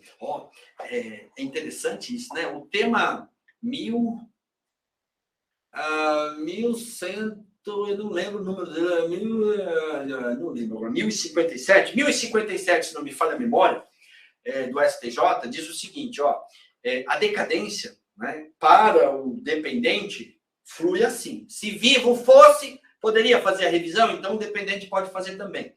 Tá? Aí ele inclui nesse tema 1057, se não me falha a memória, ainda o seguinte, mesmo que não tenha dependentes habilitados à pensão. Se não tiver ninguém recebendo pensão, também posso fazer a revisão, professor? Pode, né? Para o herdeiro, né?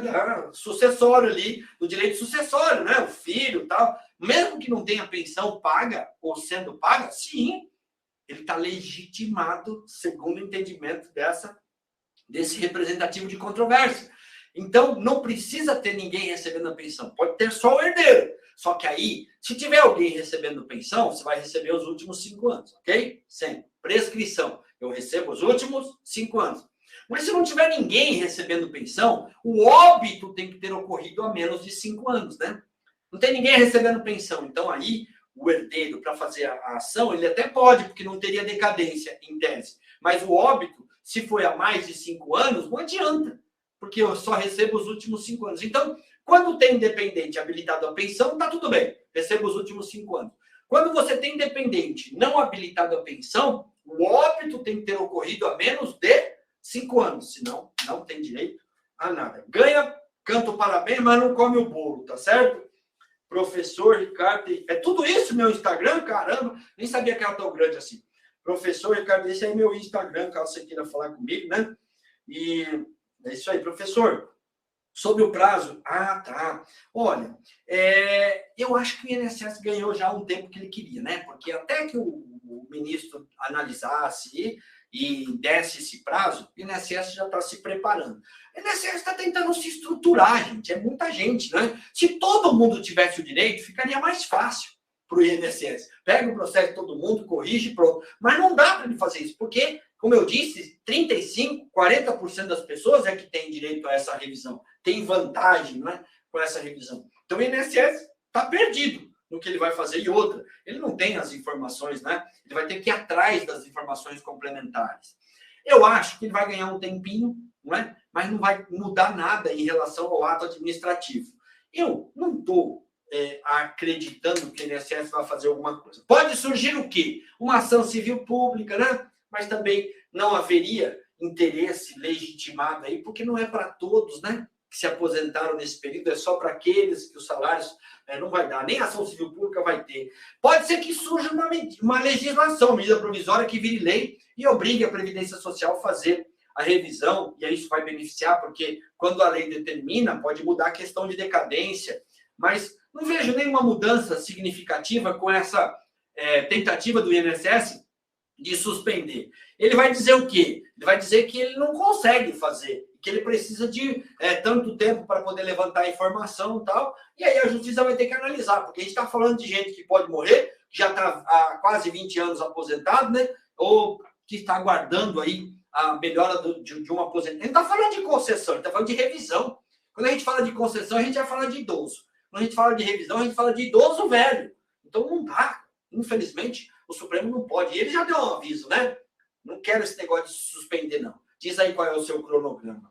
E eu acho que mesmo assim, o que vai acontecer? O que é importante para a gente? O trânsito em julgado. Aliás, nem o trânsito em julgado, mas a publicação do acordo, né? Alguns juízes vão querer o trânsito, outros com a publicação do acordo, para que a gente tenha os processos andando. Com a publicação do acordo, a gente pode atravessar a petição de tutela de evidência, né? porque tem lá repercussão geral, reconhecimento do direito, incontestável e tal. Então, o que vai beneficiar. Porque, como eu faço revisão, né, eu gosto de melhorar logo a renda do cliente. Para ele poder curtir agora, né? Até sair esse dinheiro, precatório, RPV, pode demorar um pouco. Então, que aumente logo a renda dele. Publicou, pede o levantamento. Eu, para mim, já deveria levantar o sobrestamento de todos, porque repercussão geral independe de publicação. Mas os juízes estão também meio, né, sem saber o que fazer, e agora mandam. Tem juiz mandando pagar já tutela de evidência, tutela antecipada de evidência aí, mas é importante que você acompanhe apenas para que o INSS se manifeste, né, e a gente tenha uma noção do que ele vai fazer administrativamente. Mas eu não estou nem aí para o que vai acontecer. Estou correndo atrás dos processos judiciais, até porque o INSS não vai ter estrutura para isso, né? Não está conseguindo conceder benefícios. Vai conseguir fazer a revisão da vida toda? Não vai. Não tem como chegar ele tem que aproveitar os advogados, né? Que estão informando para ele o que ele precisa fazer, dando para ele os salários que ele precisa usar, não é? Tem que aproveitar isso. Essa é a verdade. Relaxa aí, INSS. Né? Faz aí o que você tem que fazer, aproveita a advocacia previdenciária para ter menos trabalho. Não é isso? É isso aí. Eu que agradeço a todos vocês aí, né? Tema 200, poderia retomar? Posso. O tema 200 da TNU foi decidido agora na pandemia, 2020, se não me engano, 2021. Finalzinho de 2020, dezembro de 2020 ali, transitou em julgado já. Ele reconhece que, enquanto tramita a ação trabalhista, o prazo prescricional fica suspenso. Então, você imagina, faz uma conta mental. O camarada se aposentou em 2010. Em 2012, ele entrou com ação trabalhista. Em 2022, transitou em julgado a ação trabalhista. Aí ele te procura, né? Doutor, eu ganhei a ação trabalhista, trânsito em julgado, inclusive da fase de execução. Não é da fase de conhecimento, não. É a última fase mesmo do processo. Transitou em 2022, 10 anos, o que não é tão incomum. E aí ele te procura. Eu ganhei uma ação trabalhista, ganhei um bom dinheiro, mas o que eu ganhei nessa ação trabalhista melhora a minha aposentadoria lá de 2010. Aí ele vem em 2022 e fala, decaiu. Não decaiu. Por quê? O trânsito em julgado da ação trabalhista, né, é que gera o direito. Então, o prazo decadencial começa ali. 2. Você recebe os últimos 5 anos. Ok? Que é a prescrição. Só que entre 2010 e entre 2012 e 2022 não correu o prazo prescricional. Porque o tema 200 diz, enquanto tramita a ação trabalhista, não tem prescrição. Então, você vai voltar os últimos 5 anos, você vai entrar com a ação agora em 2023. Tem 1 ano até 2022, aí pula para 2012, não é? Tem 2 anos ali entre 2010 e 2012. Então, não decaiu, você recebe, entrando com a ação em 2023, você recebe desde 2010. Por quê? Todo o período de tramitação trabalhista, o prazo prescricional ficou suspenso. Show de bola, hein? Junta com o pessoal de ação trabalhista aí, quem faz ação trabalhista, junta com o pessoal do previdenciário, porque o valor, né, o ticket das ações revisionais, que inclui reflexo de ação trabalhista, aumenta muito com essa interpretação da TNU. Né? 1, decadência interrompida. 2, prescrição suspensa. Ok? Muito bom isso aí. Vale muito a pena a gente se unir aí. Tá certo? E aí, então, deixa eu ver se tem mais alguma coisa aqui. Professor, posso fazer uma pergunta? Pode, doutor Pedro, por favor. Muito obrigado por abrir o microfone aí. São 2. Acabei de abrir meu escritório, né? Eu ainda sou novo. Tanto que eu protocolei minha primeira de revisão hoje. E eu cheguei num ponto que eu não sei esse PPP que você falou no meio da aula. Isso pode mudar bastante. Alguns casos que você falou que não necessariamente é da vida toda, mas outras revisões. Esse PPP, eu quem pego ou meu cliente quem pega? O PPP, na verdade, quem fornece é o empregador, é obrigatório. Agora ele é eletrônico até. Agora não, mas já faz tempo que ele é eletrônico. Agora a empresa fornece ele diretamente para o INSS, né? Existe, claro que está em fase de adaptação ainda. As empresas deixam disponibilizado, né? Para que a Previdência Social acesse esse documento. Mas quem é que te entrega esse documento? Sabe como é que funciona? Não. É como se você estivesse fazendo uma advocacia criminal. Você vai começar pelo inquérito policial, né? Que é a estrutura do processo criminal, onde você vai montar a defesa do seu cliente ali, para depois, quando for para a justiça, ter menos trabalho. Quando você pega um processo do zero para concessão, que você vai fazer? Todas as empresas que têm atividade especial, insalubre, né? Prejudicial, você vai entrar em contato com a empresa, né? Se o cliente já não tiver o PPP na mão, que é o perfil profiográfico, você vai entrar em contato com o cliente, ó, eu sou advogado desse cliente e tal, ele trabalhou aí, mandar para você aí um e-mail com a foto da CTPS, a procuração, eu preciso do PPP, vocês podem me enviar tal, né? Se tiver também o laudo técnico, né? O PCMSO, o PPRA, que são programas de controle e de prevenção de riscos, né? Controle de saúde ocupacional e riscos ambientais ou de acidentais, enfim, tudo que você puder, para que esse inquérito policial, para que esse alicerce para a ação concessiva seja o melhor. Então, pode o cliente me trazer ou você entrar em contato. Tudo faz parte da advocacia previdenciária ali no processo de concessão. Quando você fala de revisão, esse PPP já está no processo administrativo de concessão. Já foi anexado, via de regra. Só que o INSS, ao analisar, não reconheceu o tempo especial. Aí você observa, mas espera aí, esse PPP aqui, na justiça, né, é reconhecido como atividade especial. Porque o cara colocou lá, por exemplo, né, para biológico, né, enfermeiro e tal. Ele colocou lá que usa EPI, que o EPI é eficaz. A empresa colocou EPI eficaz. Aí, quando você avalia a jurisprudência, diz o quê? Não há EPI eficaz para o agente, não é? Biológico. Por quê? Porque ele não é capaz de neutralizar o prejuízo ou risco. Então, não adianta a empresa colocar que fornece EPI, que ele é eficaz. O INSS vai dizer que não tem direito, mas a justiça vai dizer que sim. Entendi. Então, você não precisa de PPP. Você só precisa ir para a justiça dizer, eu quero reconhecer esse período. Agora, ele, quando fez o pedido, não juntou o PPP. Então agora eu vou ter que ir para o INSS, fazer um pedido de revisão, juntar o PPP que ele não juntou, para que o INSS avalie, reconheça e reconsidere ali o tempo de contribuição para dar uma aposentadoria melhor para ele. Então, depende do caso. Mas a vibe é boa, tanto na parte estrutural, porque os clientes estão pensando na previdência mais, né? Todo dia houve, mas na parte revisional, pensa num processo que já foi analisado o PPP, só que pela luz da Previdência Social, ela não reconheceu. Entendi. Mas pela luz da Justiça, é reconhecido.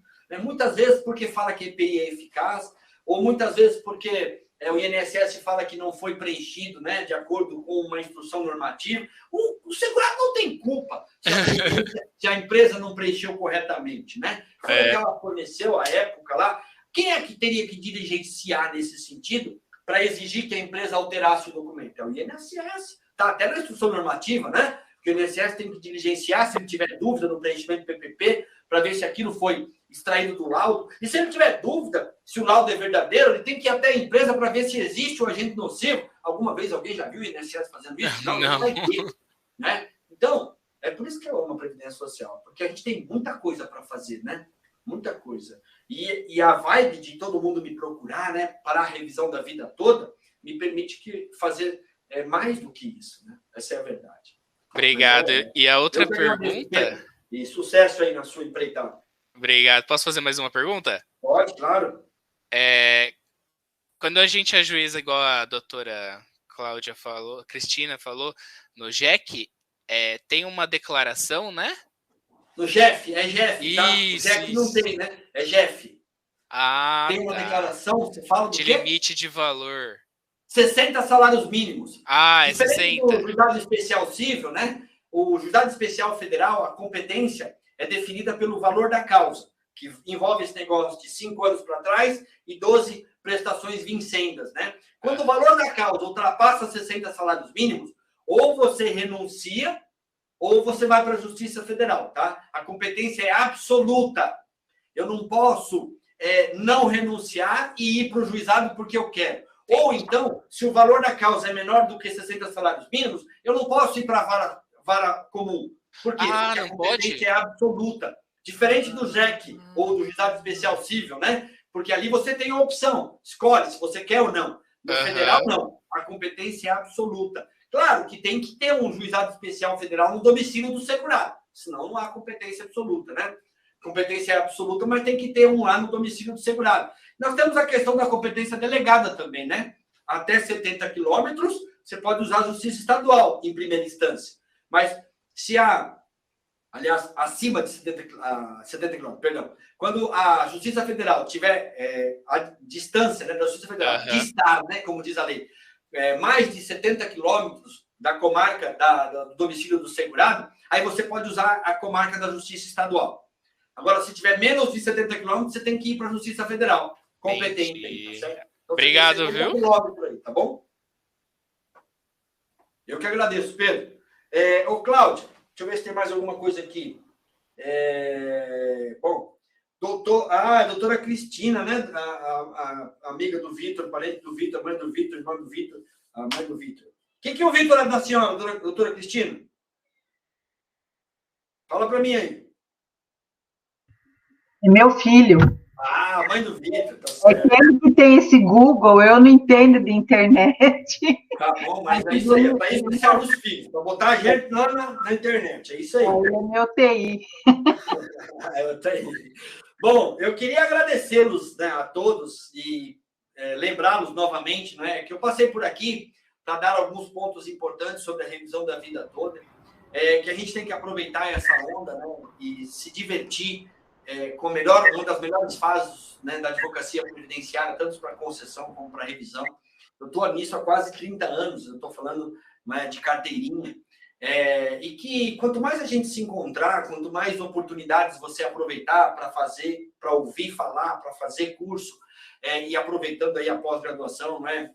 A pós-graduação vai sempre entregar um conteúdo muito mais profundo e um material de apoio muito mais sólido, né? Para que você possa trabalhar. Mas, independente disso, tem aí a Cláudia já pôs aí, né, do ProOrdem, o meu Instagram. Caso vocês queiram falar comigo, estaria à disposição. Ou mesmo através do ProOrdem. Quero falar com o professor Ricardo, como é que eu consigo falar com ele? Tal. E vamos nos encontrar nessas aulas que aprofundam mais o nosso conhecimento, né? Trocar conhecimento é sempre uma delícia. Oi, doutora Ana Maria, pode falar. Então, doutora, aproveitando aí o ensejo, né? Quem participou dessa aula aqui, é tão boa quanto o senhor nos proporcionou, merece um desconto, né? Olha, que boa ideia, doutora Ana. Que boa ideia. O seu microfone está... Isso eu concordo também, doutora.